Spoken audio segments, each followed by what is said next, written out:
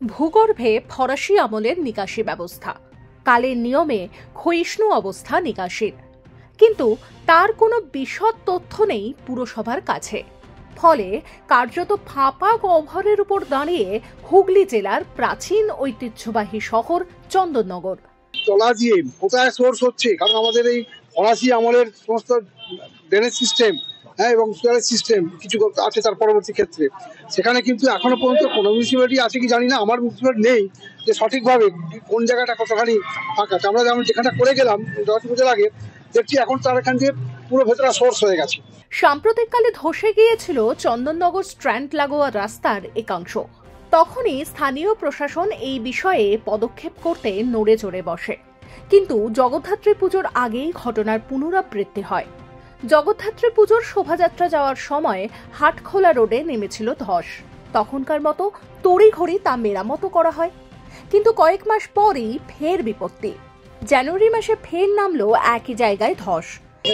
বড় বড় বিল্ডিং রয়েছে আশেপাশে এবং সব বাড়ির প্রায় নিচ থেকে জল বেরোচ্ছে, বিভিন্ন রাস্তা বিভিন্ন দিক থেকে জল বেরোচ্ছে এবং এই বড় বড় বাড়িগুলো রয়েছে। আমরা আতঙ্কিত, যেভাবে রাস্তাটা নিচে মাটি নেই, কিছু নেই, একদম জাস্ট ওই লাস্ট ঢালাইটা হয়েছিল বলেই এখন অব্দি রাস্তাটা টিকে রয়েছে। তো এখন কিন্তু পজিশন খুব খারাপ, ভীষণ খারাপ। আমরা সত্যি খুব আতঙ্কিত যে ব্যবসা বন্ধ 2-1 দিন তাও মানা যায়, কিন্তু বাসস্থান হারিয়ে গেলে তখন খুব সমস্যা।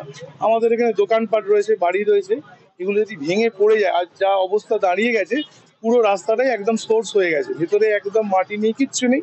তো আমরা খুব আতঙ্কিত।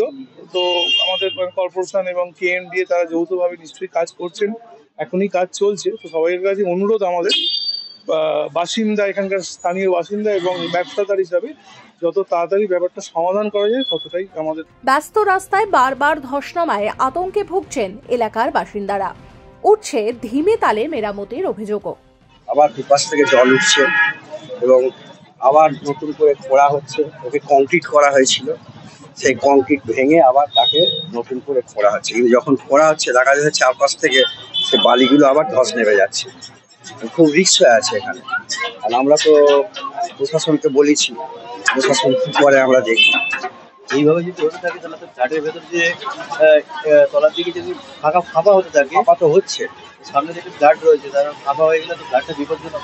ফ্ল্যাটটা বিপজ্জনক হবে, তার থেকে বড় কথা এখানে বড় বড় সকালে স্কুল আছে, স্কুলের বাসগুলো যায়, যখন তখন অ্যাক্সিডেন্ট ঘটে যেতে পারে। চেষ্টা করছে এখনো যারা, যে যদি কিছু করা যায় নতুন করে স্থায়ী সমাধান করা যায়। কিন্তু ব্যাপারটা হচ্ছে এটা তো মেন রাস্তা, এখানে স্কুল পাঠশালা বাস টাস সবই যাচ্ছে, স্কুল আছে বড় বড়। এটাকে চেষ্টা করতে হবে যত তাড়াতাড়ি করা যায়। কাজটা হচ্ছে কিন্তু ঝিমে তালে হচ্ছে, সেই কাজের গতি প্রকৃতি ঠিক নেই। তবে মেয়র রাম চক্রবর্তী আশ্বাস দিয়েছেন, এই শহরের নিচে অবস্থিত প্রাচীন ফরাসি নিকাশি ব্যবস্থার উৎস ও পথ খুঁজতে পুরসভা সচেষ্ট। এই কাজে সাহায্যের হাত বাড়িয়ে দিয়েছে কলকাতা মেট্রোপলিটন ডেভেলপমেন্ট অথরিটি অর্থাৎ কেএমডি এর ইঞ্জিনিয়াররাও। আমরা মনে করি এই কাজটা জনস্বার্থে সঠিকভাবে একদম পার্মানেন্ট যাতে সলিউশন হয় তার জন্য এবারে উদ্যোগ নেওয়া হয়েছে।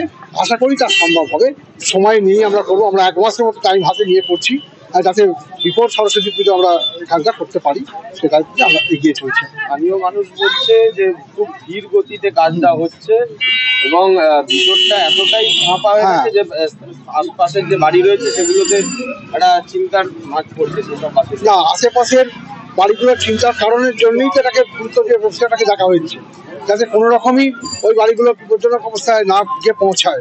দেখুন, শাটারিং ব্যবস্থা নেওয়া হয়েছে এবং সব থেকে বড় কথা হচ্ছে ধীর গতিতে হবে। এই কাজটা কিন্তু তাড়াহুড়ো করে করেছিলাম আমরা, কিন্তু জগদ্ধাত্রী পুজো, কিন্তু এই কাজটা ধীর গতিতে হবে।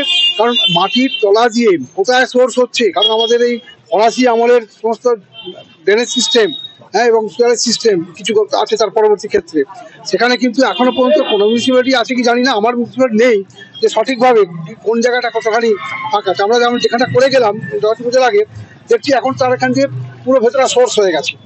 এটা আমরা আজকের নয়, এটা চন্দননগরের বিভিন্ন প্রান্তে কিন্তু আমার অভিজ্ঞতা আছে। 2010 সালের পর থেকে যেহেতু আমি এটা রয়েছি দায়িত্বে, আমার এখানে বলছিলাম আমাদের যে জোড়াঘাট স্ট্যান্ডে ওখানেও গঙ্গার ধার বরাবর যে জায়গাগুলো সেগুলো কিন্তু কোথায় সোর্স আসছে বলা খুব মুশকিল। এই যেমন এই টোটাল এই ঘাট এই এলাকাটা আমাদের দয়ের ধার থেকে শুরু করে হাটখোলা এই দয়ের ধার এসে আরম্ভ করে এই বাড়িগুলো গঙ্গার ধারে তো সমস্ত ডেঞ্জারাস এলাকা বলি আমরা করছি। এবং আমরা এই জায়গাটা সেই তৎকালীন ইরিগেশন ডিপার্টমেন্টকে মন্ত্রীকে নিয়ে এসে সুপারিনটেন্ডেন্ট ইঞ্জিনিয়ারকে নিয়েও আমরা দেখিয়েছি। অর্থাৎ এখানে একটা টোন আছে একটা জায়গা ভাঙা গঙ্গার ঘাটটা যদি আমরা যাই দেখি আমরা এই এলাকাটা কিন্তু ভাঙছি নতুন করে দেখছি ভাঙনপ্রবণ এলাকা, এটাই ভাঙনপ্রবণ এলাকা দেখছি। আর সেইটাই কারোর এখন আমরা উপলব্ধি করতে পারছি না, বুঝতে পারছি না ঠিক কোন জায়গাটা কোন কারণে এই সোর্সটা হচ্ছে, কোথা থেকে তার উৎপত্তি স্থল। আমরা যেখানটা ফিক্সড করে গেলাম দেখছি তার প্রত্যেকে ওদিক থেকে টানছে। আমার মনে হয় এটা কিছু ব্যাপার নেই, এটা গুরুত্ব দিয়ে আমাদের কেএমডিএকেও আমরা কনভিন্স করতে পেরেছি। কেএমডিএর ইঞ্জিনিয়ার স্যার অ্যাসিস্ট্যান্ট ইঞ্জিনিয়ার নিজে এসে রেখেছেন, এক্সিকিউটিভ ইঞ্জিনিয়ার যেদিকে কাজ হয় সেদিকেও তিনি এসেছেন, আমার অনারেবল এমএমআইসির সঙ্গে কথা বলে এই কাজটা করেছে এখানে আমাদের সবাইকে নিয়েই। তো আমরা চাইছি কাজটা এবার যাতে পার্মানেন্ট একটা সলিউশন হয়। এটা দীর্ঘদিনের একটা সমস্যা কিন্তু এই সোর্স নিয়ে সমস্যাটা আসছে। ডাউনলোড করুন এই সময় অ্যাপ iOS ও অ্যান্ড্রয়েডের জন্য।